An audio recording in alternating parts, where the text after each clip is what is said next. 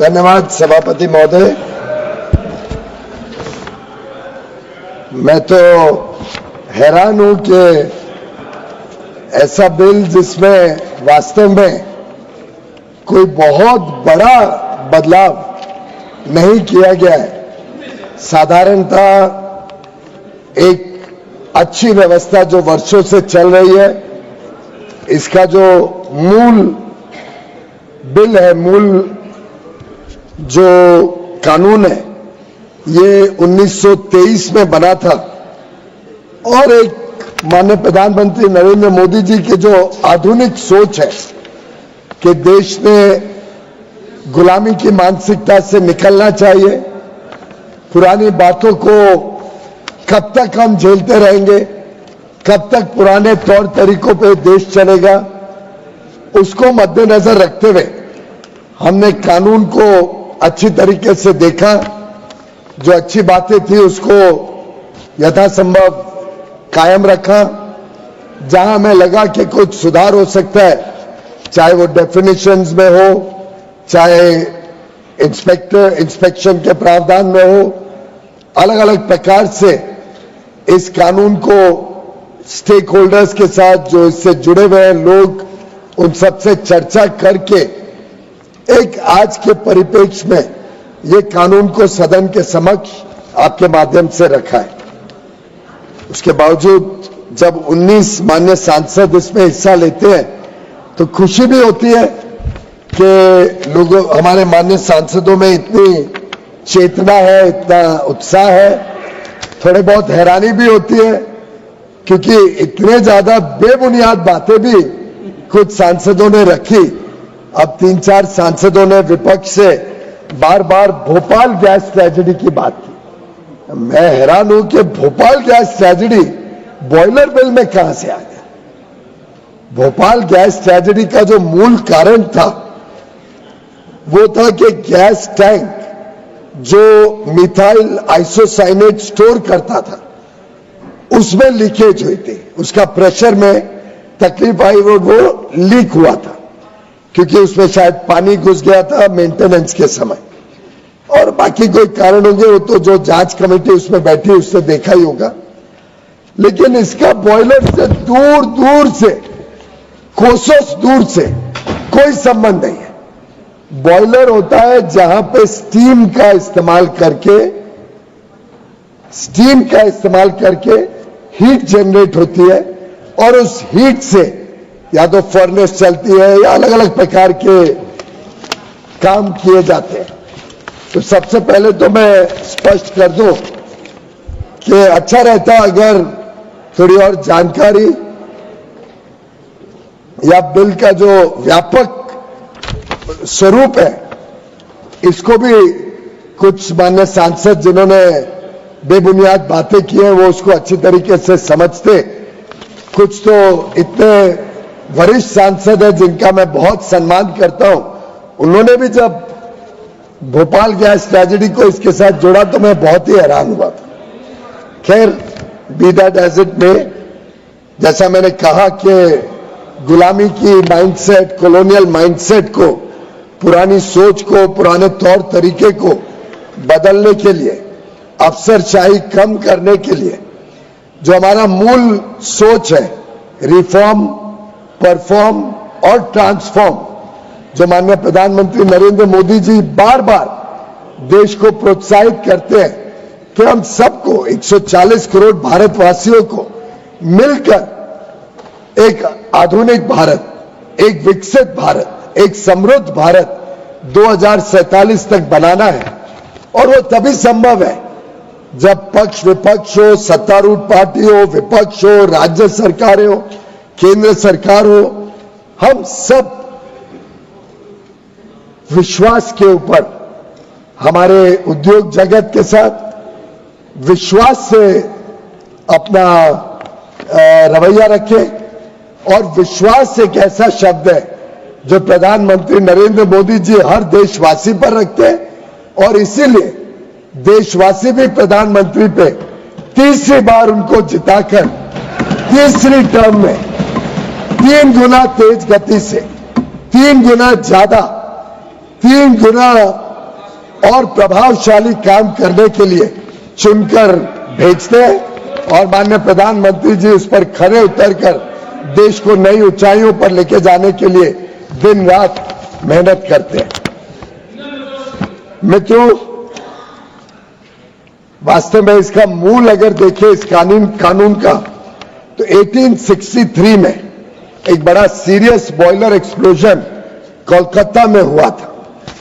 कई सारे जाने उसमें गई और उसके कारण लगा कि बॉयलर्स का इंस्पेक्शन के ऊपर कोई कानून लाना चाहिए। तो बंगाल की सरकार ने 1864 में, मेरे जन्म से ठीक 100 वर्ष पहले, एक कानून लाए जो प्रोवाइड करता था स्टीम बॉयलर्स के इंस्पेक्शन को।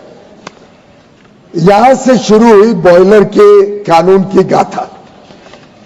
उसके बाद 7 अन्य राज्यों ने, उस समय प्रोविंसेस बोलते थे, अपने अपने कानून बनाए।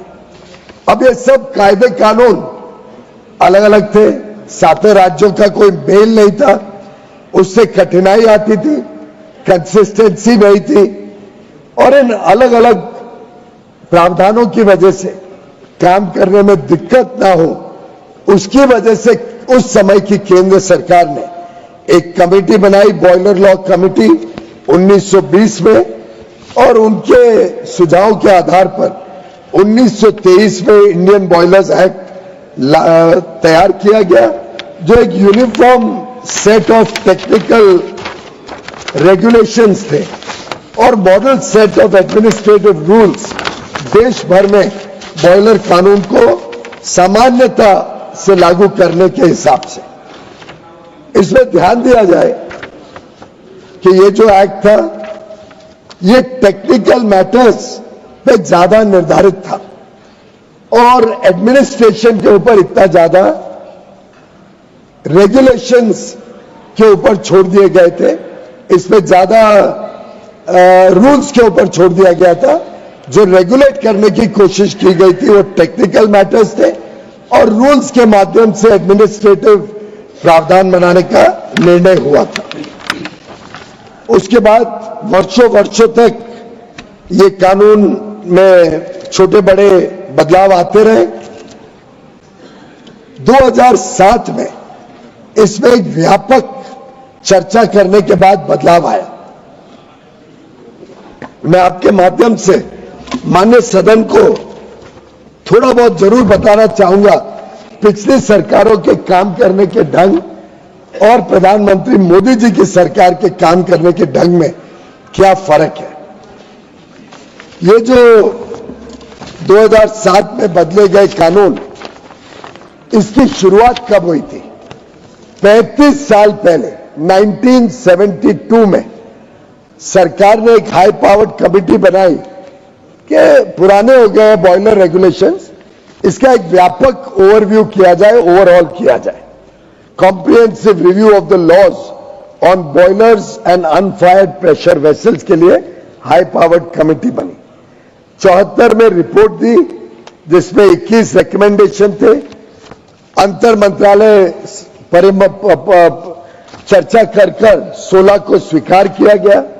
कैबिनेट ने 1993 में यानी 74 में स्वीकार करे गए प्रावधानों को 93 में पास किया। 19 साल बाद, 19 साल तक। और हमें सबको पता है ना उस समय किसकी सरकार ज्यादा थी। 74 से 93 किसने सरकार चलाई देश में? किसकी थी? कांग्रेस की थी। 19 साल तक पता नहीं, 93 तक क्या चीज? मुझे समझने में मुश्किल हो रही है, पर अटल जी कहां से आए 1974 से 93? तो आपने इमरजेंसी थोपी थी। 1975 में इमरजेंसी थोपी जब आपके पास विपक्ष की भी कोई तकलीफ नहीं थी। आपने सभी पावर्स कांग्रेस के पास रख लिए, विपक्ष को तो जेल में डाल दिया। तब भी इनमें साहस नहीं था कि जो कानून में सुधार इन्हीं की सरकार, आज के वर्तमान इनके नेता की दादी जी ने जो कमेटी बनाई थी उसने जो सुझाव दिए थे, उस सरकार इमरजेंसी में पूरे पावर्स होने के बावजूद वो ला नहीं पाई। फिर 81 में उनकी सरकार आई, ला नहीं पाई। 84 में इनके पिताजी आए, वो ला नहीं पाए। 5 साल तक 424 एमपीज की सरकार, वो ला नहीं पाई। ये काम करने का ढंग का, हर एक चीज को लटकाओ फटकाओ, पड़े रहने दो। देश की कहां पड़ी थी इनको? देश में सुधार की कहां पड़ी थी? चलो खैर, 94 में बिल लाए, Indian boilers amendment bill Rajya Sabha में पेश किया। राज्यसभा में स्टैंडिंग कमेटी को दिया गया बिल, रिपोर्ट आ गई 95 में। फिर जाके बोल दिया नहीं, वापस परामर्श करेंगे सबके साथ, और फिर लटका दिया बिल। फिर 97 में एक एक्सपर्ट कमेटी बनाई इन लोगों ने, उस एक्सपर्ट कमेटी ने फिर राज्य सरकारों को भेज दिया। 99 में परामर्श के बाद कैबिनेट नोट बना और उसको सभी यूजर स्टेक होल्डर से कंसल्ट करके अटल बिहारी वाजपेयी जी की सरकार लेके आई। अब देखिए अध्यक्ष जी, मजेदार बात, अध्यक्ष जी मजेदार बात देखिए, अरे जान लो 72 से 99, 27 साल तक कांग्रेस की सरकारें लटकाती पटकाती रही। खैर वो भी छोड़ दो। 99 में अटल जी जो प्रावधान कांग्रेस के समय तय किए गए थे, उसको लोगों से चर्चा करके उसको सदन में पेश किया, कैबिनेट ने 2000 में अप्रूव किया और उसको राज्य सरकारों से चर्चा करके उसको सदन में जब पेश किया तो आपको हैरानी होगी कि उस समय कांग्रेस जो विपक्ष में थी, खुद के बनाए हुए प्रावधानों को उन्होंने अपोज किया। यानी जब वो सरकार में थे तो कुछ सुझाव अच्छे लगे, पेश किए, पास नहीं करने की क्षमता थी। अटल जी को लगा कि, मुझे लगता है कि लगा होगा कि भाई कांग्रेस से बनाए तो जरूर समर्थन करेंगे, पर उन्होंने उसी को अपोज कर दिया, पास नहीं होने दिया। और अटल जी का हम सब स्वभाव जानते हैं, वो एक सर्वदलीय सबको साथ लेके चीजों को आगे बढ़ाते थे, लेकिन इन्होंने उसको भी पास नहीं होने दिया। उसके बाद जब 2007 में कांग्रेस की सरकार वही कानून फिर लाई, तो हम विपक्ष में होने के बावजूद हमने समर्थन किया और उसको पास किया, क्योंकि हम देश हित को प्राथमिकता मानते हैं। हमारे लिए देश सर्वप्रथम है। हमारे लिए राजनीति कोई साधन नहीं है हर एक चीज को नोक-झोंक करने का, हर एक चीज को अपोज करने का। मुझे खुशी है आज माननीय सौगता रॉय जी ने भी इसका समर्थन किया। मुझे खुशी है प्रेमचंद्र जी ने अपनी बात करके समर्थन किया। लेकिन मैं बताना चाहता था कि कैसे राजनीति ने इस देश का नुकसान किया है, विशेषकर इस प्रकार की राजनीति जो सत्ता में है तो एक सोच है, विपक्ष में है तो हर चीज को अपोज करो, हर चीज में फेक नैरेटिव डालो, हर चीज में गलत फहमियां पैदा करो। अब बॉयलर बिल में भोपाल गैस ट्रेजेडी की बात करो। इस प्रकार की जो छोटी सोच है, उस छोटी सोच को मुझे लगता है आज सुधार करने की आवश्यकता है। ज्यादा उत्तेजित मत होइए, आपके पास इसमें कुछ बोलने को था नहीं, क्योंकि इसमें कुछ आलोचना करने लायक है ही नहीं इस बिल में। ये बिल तो वास्तव में सर्वसम्मति से पास करने वाला बिल है। हमने इस बिल में क्या किया? आज कई सारे माननीय विपक्ष के सांसदों ने ये बात रखी कि आपने थर्ड पार्टी इंस्पेक्टर को क्यों अलाउ किया, आपने थर्ड पार्टी को देने से आपने कॉम्प्रोमाइज कर दिया सेफ्टी को, आपने लेबर राइट्स को कॉम्प्रोमाइज कर दिया। मैं तो हैरान हूं, हमने तो इस बिल में कोई बदलाव नहीं किया है। ये थर्ड पार्टी इंस्पेक्शन 2007 के कानून में आया। 2007 में किसकी सरकार थी? आपकी सरकार थी। कांग्रेस पार्टी जिसमें डीएमके और बाकी सब मित्र पक्ष कम्युनिस्ट सब समर्थन करते थे, आपने ही थर्ड पार्टी अलाउ किया था। आज आप अपने आप की आलोचना कर रहे हो। आपकी जानकारी के लिए ये कानून आप लाए थे, हमने तो वही कानून को आगे चलाया, उल्टे थर्ड पार्टी को और मजबूत किया। जो टेक्निकल एक्सपर्ट्स आज चेक करते हैं उन सब के ऊपर एक ओवरसाइट कैसे हो, किस प्रकार से अच्छे लोग काम करें, किस प्रकार से अफसरशाही ना हावी हो जाए। ईज ऑफ डूइंग बिजनेस पे प्रेमचंद्रन जी ने आलोचना की। यह हो सकता है कि केरल में वो बिजनेस में अड़चने डालना चाहते हो, वो अलग बात है। तो मुझे लगता है आज पूरा देश चाहता है ईज ऑफ डूइंग बिजनेस और ईज ऑफ लिविंग, ये आज देश की धारणा बन चुकी है। आज ये समय की मांग है और इस समय की मांग के साथ मोदी जी देश में बड़े बड़े परिवर्तन कर रहे हैं। ये भी कहा गया कि 6 महीने में इंस्पेक्टर को भेजा जाए। मेरा तो सिर पटका के कमाल है। आप चाहते हो कि हर 6 महीने में सरकारी अफसर और इंस्पेक्टर अंदर जाए और तकलीफें दे बिजनेस को? आप चाहते हो कि लोग यहां पे निवेश ना करें? आप चाहते हो कि देश फिर आपकी तरह महंगाई और पिछड़ा देश बन जाए? ये स्वाभाविक था। यही कारण रहे होंगे कि 2004 से 14 तक हमने देखा देश कैसे एक मजबूत अर्थव्यवस्था से एक कमजोर अर्थव्यवस्था बन गया। 2004 से 14 देखा कि एक देश था, अटल जी ने इतनी मजबूत व्यवस्थाओं को छोड़ा था। High growth rate, low inflation, high foreign currency reserves, strong macro economic fundamentals, ये चिदम्बरम जी को, मनमोहन सिंह जी को विरासत में मिली। और उन्होंने मोदी जी के लिए क्या छोड़ी 14 में? एक फ्रेजाइल 5 इकोनॉमी, एक कमजोर अर्थव्यवस्था जहां ग्रोथ 4%, महंगाई 8%, बैंक जर्जर हालत में, फॉरेन एक्सचेंज क्राइसिस। और जो सोच आपने आज दिखाई ना, यही सोच ने इस देश को 10 साल में पिछड़ा बना दिया। यही सोच ने यह हालत कर दी कि भारत का पासपोर्ट लेके दुनिया में किधर जाओ तो कोई इज्जत नहीं मिलती थी। आज आप दुनिया में किधर जाओ, अभी अभी ऑस्ट्रेलिया के प्रमुख राजनीतिज्ञ, प्रमुख प्रीमियर ऑफ साउथ ऑस्ट्रेलिया आए थे, भारत में आए थे। आज सुबह मुझे मिले, शायद अभी स्पीकर साहब के पास भी आए थे। क्या उनको भारत को के साथ व्यापार करने में आज इतनी इच्छा है, इतना उनको उत्साह है कि भारत के साथ संबंध बढ़ाए। दुनिया भर के देश आज भारत के साथ संबंध बढ़ाना चाहते हैं क्योंकि आज भारत में ताकत दिखती है। आज उन्हें दिखता है कि भारत एक विकसित देश बनते जा रहा है। उनको आज दिखता है कि कैसे भारत विकास यात्रा में तेज गति से आज दुनिया में सर्वप्रथम देश बनने जा रहे हैं।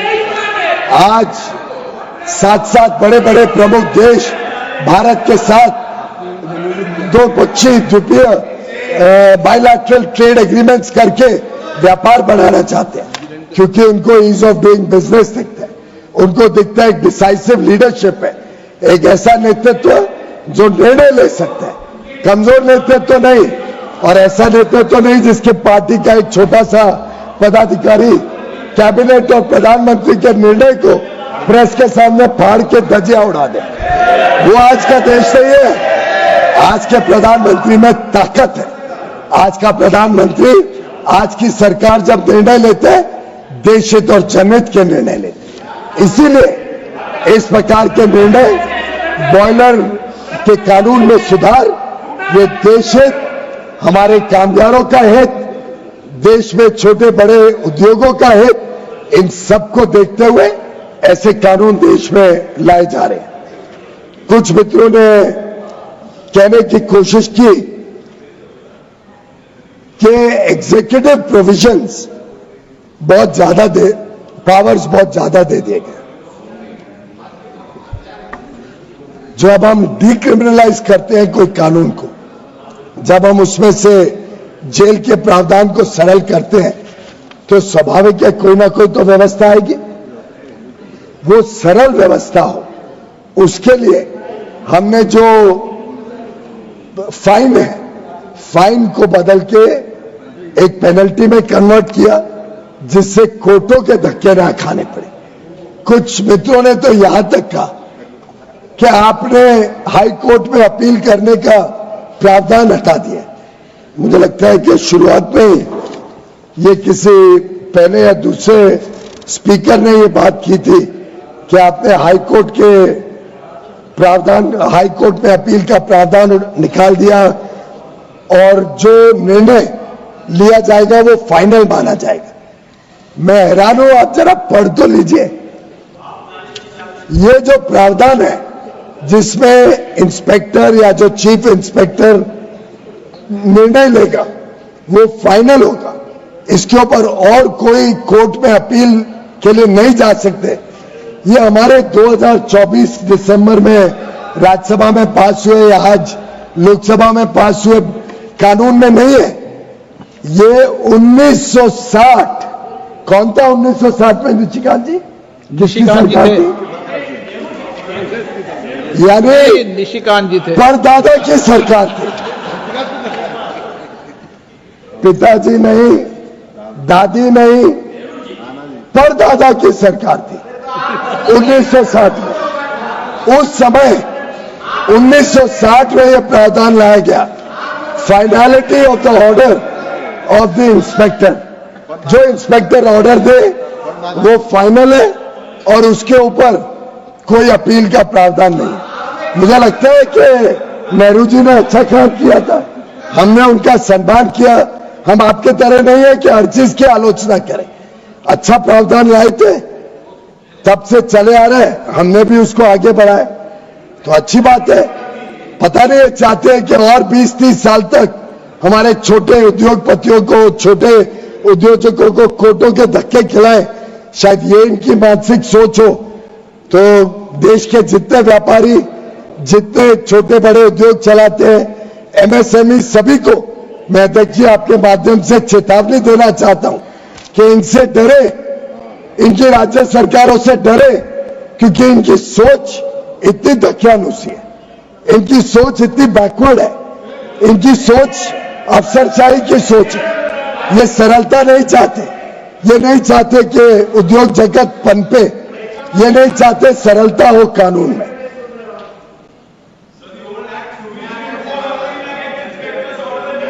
दूसरा, किसी ने बताया कि टाइमलाइंस दी नहीं गई है। टाइमलाइंस कभी कानून में लिखी जाती है क्या?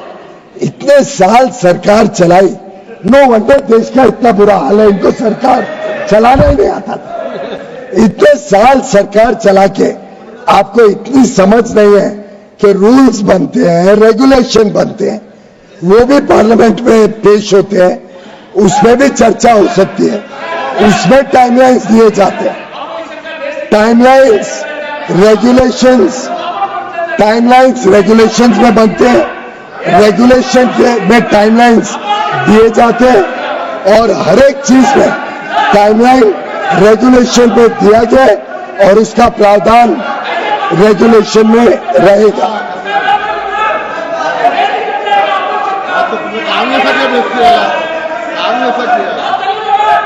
विषय वह जो आपने दिया उसका जवाब दे रहे हैं।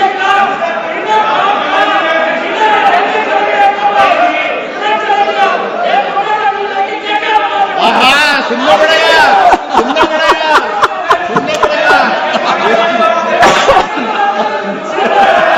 देखिए कितना अस्वस्थ हो गए, कितना अस्वस्थ हो गए जब उनकी नाकामियां, जब आपकी नाकामियां सामने आई तो कितना अस्वस्थ हो गए।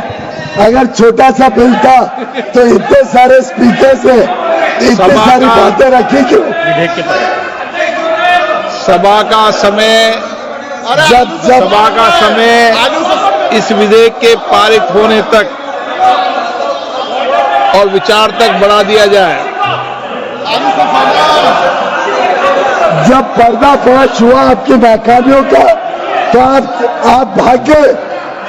आप में इतनी हिम्मत नहीं है कि असलियत को सुन सके।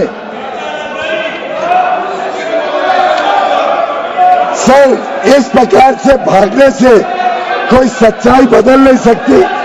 इनकी नाकामियां देश ने देखी है और इनकी नाकामियों का पर्दाफाश बार बार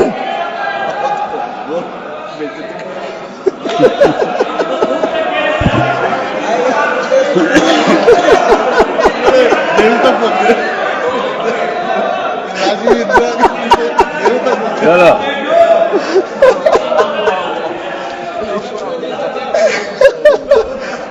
पर देखिए अध्यक्ष जी क्या हालत है। सच्चाई सहन नहीं होती है। इनकी नाकामियों का पर्दाफाश होता है तो सुनने की भी क्षमता नहीं है। कितनी दुर्बलता है विपक्ष में आज के ये देशवासियों के समक्ष आता है। अध्यक्ष जी दो चार ही बातें और बोल के मैं विराम देता हूं जब कोई है ही नहीं सुनने के लिए। कुछ मान्य मित्रों ने कहा कि हमने राज्यों के पावर्स को छीन लिया। हमने कोई बदलाव इसमें नहीं किया है। राज्यों के पावर्स में सिर्फ और सिर्फ वेल नोन मैन्युफैक्चरर जो प्रावधान पहले से केंद्र सरकार के पास था, सिर्फ और सिर्फ वो केंद्र सरकार के पास है। बाकी इसके सभी प्रावधान राज्य सरकार ही लागू करती है। प्रधानमंत्री नरेंद्र मोदी कोऑपरेटिव फेडरलिज्म में विश्वास करते हैं और सभी इसके प्रावधान राज्यों के हाथों में दिए गए।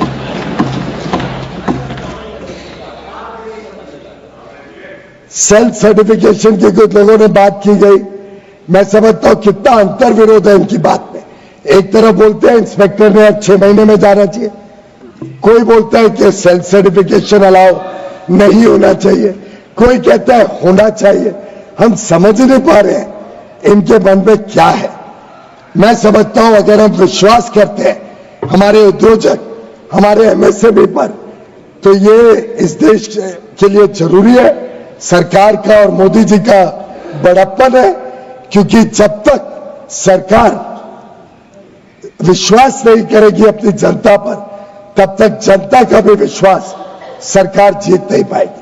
और इसलिए हमने लोगों पर विश्वास किया है और टेक्निकल इंस्पेक्शन थर्ड पार्टी से करके हमने पूरी छूट दी है कि अच्छे लोग इस व्यवस्था के साथ जुड़े, इंस्पेक्ट करें, सर्टिफाई करें, अप्रूव करें और सभी स्टेक होल्डर से डिस्कस करने के बाद ये बिल लाया गया है।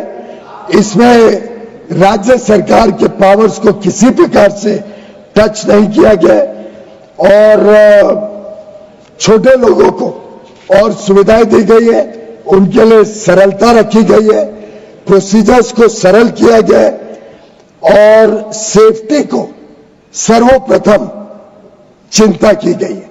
कैसे सेफ्टी अच्छी हो। कुछ लोगों ने कहा एनवायरमेंट के कोई प्रावधान नहीं। मैं सोचने लग गया कि एनवायरमेंट के प्रावधान बॉयलर सेफ्टी के लॉ में ये किस प्रकार की चर्चा चल रही है सदन में। एनवायरमेंट के कानून अलग होते हैं। क्या हर कानून में आप एनवायरमेंट को घुसाना चाहेंगे जिससे लोग अपना व्यापार ही ना कर सके, उद्योग ही ना चला सके। जो एनवायरमेंट, जो प्रदूषण या जो जलवायु परिवर्तन के प्रति संवेदना इस सरकार की है, शायद दुनिया में कोई सरकार इतनी संवेदनता पर्यावरण के प्रति दिखाता हो। लेकिन हर कानून में उसको थोपा नहीं जा सकता और उसके लिए अलग कानून है। वैसे अध्यक्ष जी बड़ा अच्छा कानून है। हमने डेफिनेशंस को सुधार किया है। स्टेट गवर्नमेंट की डेफिनेशन ही नहीं थी पहले किस वर्षों में, क्योंकि 1923 तभी स्टेट गवर्नमेंट थे नहीं, इससे स्टेट गवर्नमेंट की डेफिनेशन नहीं थी। इनकी सरकार 50-60 वर्ष रही, इनको ये भी ध्यान नहीं आया कि स्टेट गवर्नमेंट की डेफिनेशन तो डाल दे, ये भी नहीं था। पर हमने अभी इस प्रकार की जो गैप्स थी उसको भरा है और एक ऐसा कानून लाए हैं जिसमें रिडंडेंट या ऑब्सोलीट जो आज के परिप्रेक्ष्य में जिसकी जरूरत नहीं है उनको निकाल दिया गया, उन अनुच्छेद को निकाल दिया गया। चैप्टर्स और प्रोविजंस को बड़े व्यवस्थित तरीके से रिक्लासिफाई किया है, तो रीडेबिलिटी अच्छी है, समझना सरल है। सिर्फ 4 प्रावधान जहां क्रिमिनल एक्शन है वो रखा गया है क्योंकि लोगों की सेफ्टी, वर्कर्स की सेफ्टी और हेल्थ को मद्देनजर रखते हुए बाकी सबको डीक्रिमिनलाइज कर दिया गया है। और सेंट्रल गवर्नमेंट के पास अब सिर्फ यह पावर्स रखे हैं कि राज्य सरकारों के साथ मिलकर अच्छी तरीके से बॉयलर्स की व्यवस्था को हम निरीक्षण कर सके। सरल कानून, पढ़ने में आसान, उसको लागू करना आसान हो और लोगों के जीवन में तकलीफें कम हो, इसको मद्देनजर रखते हुए एक अच्छा कानून माननीय मोदी जी की सरकार लाई है। मुझे लगता है हम सर्वसम्मति से इसको पारित करें, ऐसा मेरा सदन से अनुरोध है।